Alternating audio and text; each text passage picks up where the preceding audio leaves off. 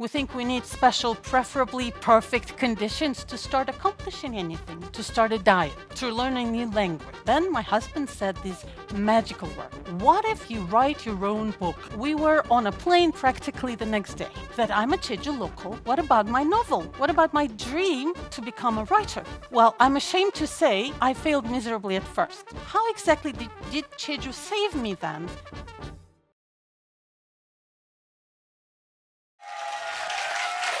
Thank you. 안녕하세요. 반갑습니다. My name is Nika. It's very nice to see you. Thank you for coming. I'm an illustrator turned writer. In short, I illustrate and publish books that I write myself, and I do it all on Jeju Island. Perhaps you are wondering why I live on Jeju, since I'm from Russia and I grew up in Russia. And the simplest explanation is that Jeju saved me as an artist. And it gave me courage to fulfill one of the biggest dreams as a creative person. I'll explain.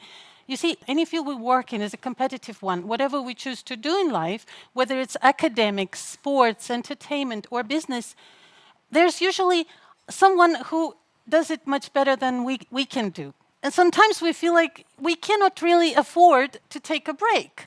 We have to be constantly moving, doing things, working hard, right? And we are afraid that if we do take a break, we will be swept away by the competition.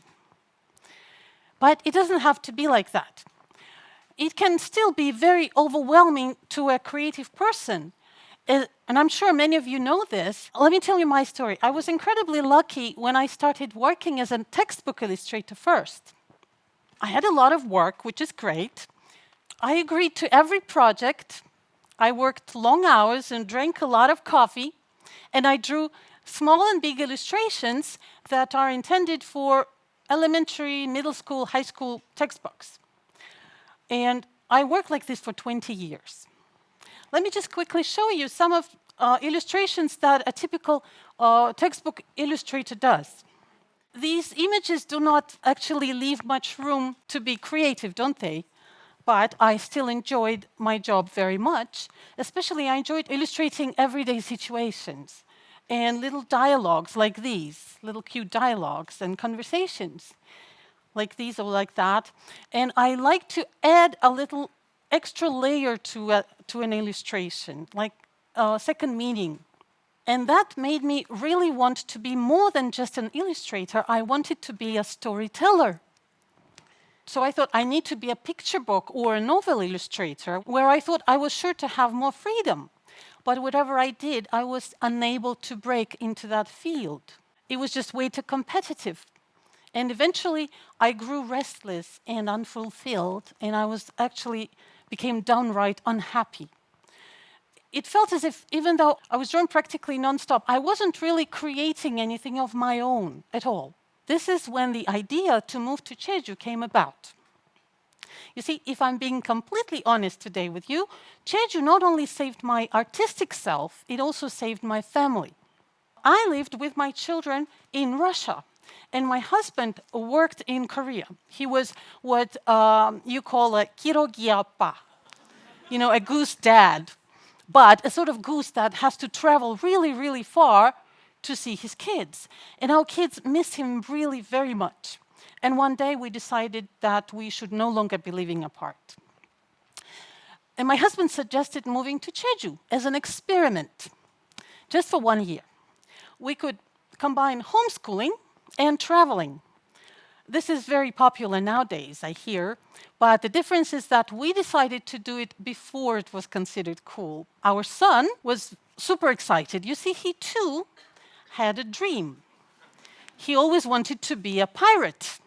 So our moving to an island idea sounded great to him, sounded amazing to him.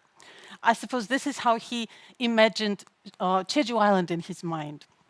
But Grandma, my mom, was not happy at all, to be honest. But the children really promised to her that they will study really, really hard every day. Well, to be honest, I was a little worried myself. I was not sure if I could have enough discipline to homeschool 2 young kids all by myself. But then my husband said these magical words. what if you write your own book? You keep talking about illustrating a novel. Why don't you write one yourself? And after that, we were on a plane practically the next day. So, like I said, the plan was to come for 1 year. But, like P.P. Longstocking from Astrid Lindgren's, she said, if you're lucky enough to be stranded on an island, you must stay there for at least 7 years.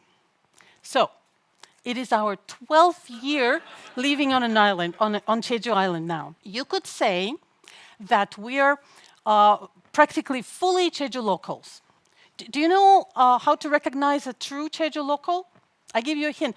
When driving past a beautiful beach, a true Jeju local person can sometimes not roll down their car window and not take pictures of the sea.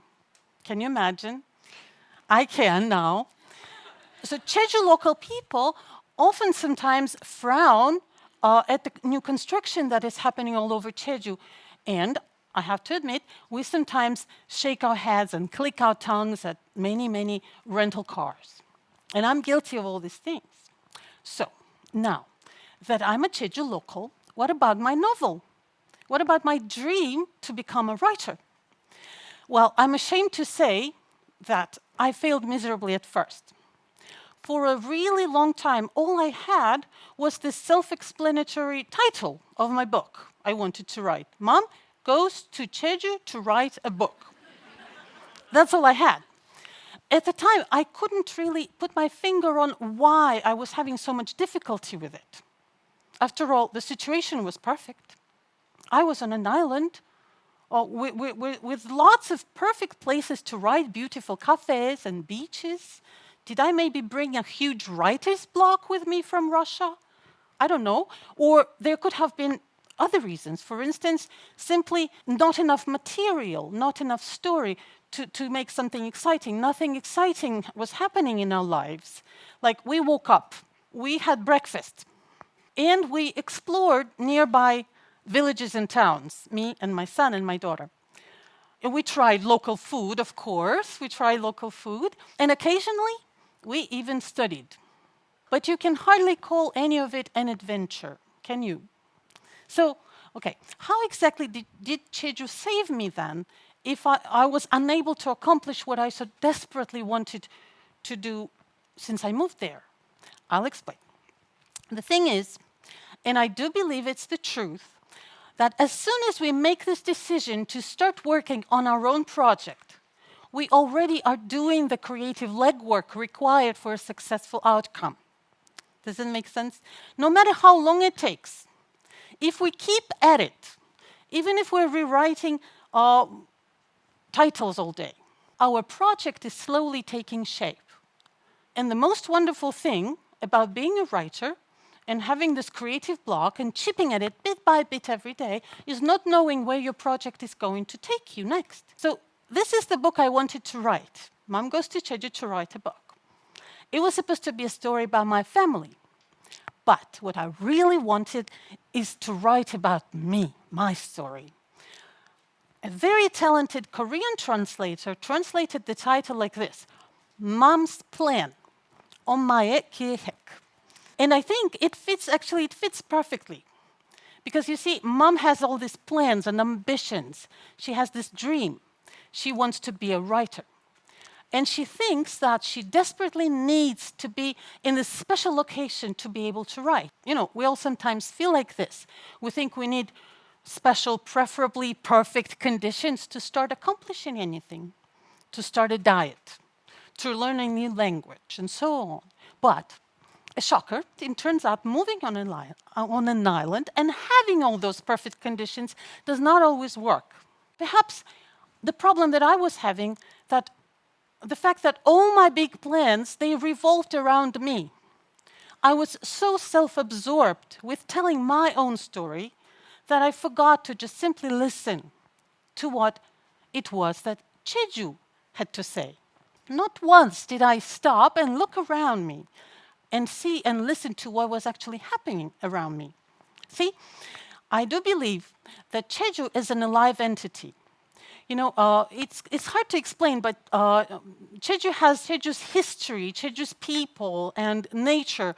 It's all what makes Jeju alive. And I do believe that Jeju had a different plan. Jeju had another story that it wanted me to tell first.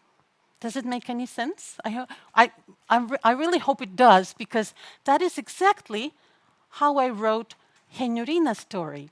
One day, I was driving along a beach with my window down still. I was not completely localized, and I saw this beautiful, very tiny old grandma walking past the beach. And I learned about Henyo women divers. I went to Henyo Museum, and I became like a ghost in a Henyo Museum, doing sketches, studying very hard, and taking pictures. I tried to take a peek in this Henyo house that they have on the first floor. And I read all I could find about them. I came to them and said, "안녕하세요." Somehow I felt that they reminded me of someone. They were very, very familiar. And I couldn't understand what they remind me of. And then I realized my own grandmother. My own grandmother, who survived a very gruesome and tragic part of Russian history, a blockade of Leningrad that happened in the Second World War. So my own grandmother was just like these women. Tiny, seemingly timid, awfully cute, but so strong and so brave and so incredibly hardworking. And a different story started brewing in my head then. So, here's the thing. Many of us doubt, like as a creative people, we constantly doubt ourselves, right? Is my art worth creating? Will it even be interesting to anybody? Is my story worth telling at all? We ask ourselves many questions like that. And I too struggled with telling my own story at first because of this exact self-doubt that eats at the core of some creative people. Actually, self-doubt is very similar to an inability to see what is around you. Your mind's focus is still on you, on your own creative difficulties. So, I believe that it was Jeju, indeed, that helped me to shift the focus off of myself and showed me something else to focus on. And the story of Henyorina, Henyo 할머니의 하루, Henyorina Grandma Diver Goes to Work, that's the English title, it just appeared in front of me as if out of thin air. In my mind's eye, I saw this tiny white-haired grandma in her black and white outfit that she had made herself. And I saw her house where she lived in. It's the exact same house as in the Henyo Museum, of course. And in my mind, I followed her from her house to the sea. I even followed her under the water. And I saw how incredibly graceful and beautiful and fast she really is. A true diver ballerina. Henyo ballerina. Henyorina. That's what I call the book. So, and now Henyorina's world is expanding even with a second story. Yay! Thank you. Thank you. And I'm really happy to report that Mom's Plan, the book that I came to Jeju to write, is actually also doing well. After I stopped that self-doubting and listening to the self-obsessive voice in my head, it all worked out in the end. Not only part 1 has been completed, but also part 2. And part 3 is going to be released quite soon. Thank you. These are all true stories about my family and our life, and as they happened in real life. Well, perhaps 99% true. I'm a writer after all, aren't I? So I can embellish a story here and there a little bit. So what I want to say is we as creative people should do our best not to doubt ourselves and not to be discouraged whenever something does not work out the way we plan it.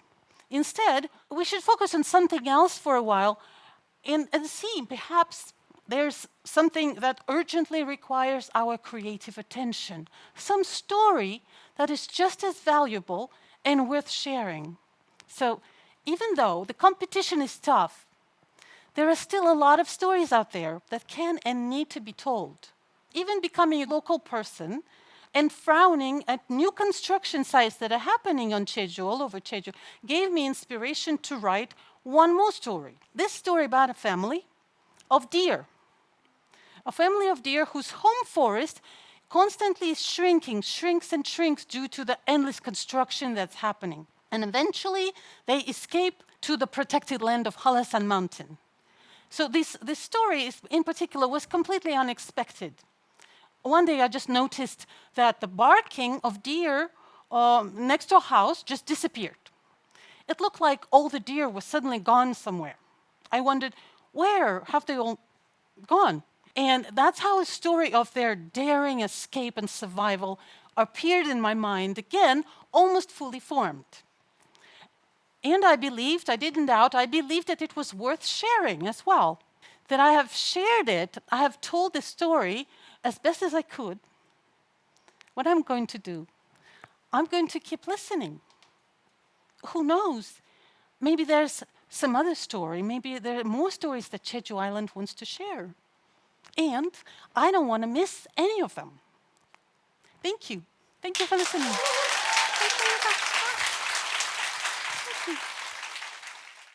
안녕하세요, 니카입니다. I wanted to take this moment to show you a beautiful hoodie and a t-shirt that we have prepared. They have an illustration that is from my book, Henyorina. And if you wear it, you can have a little bit of Jeju Sea and Jeju with you all the time. Thank you.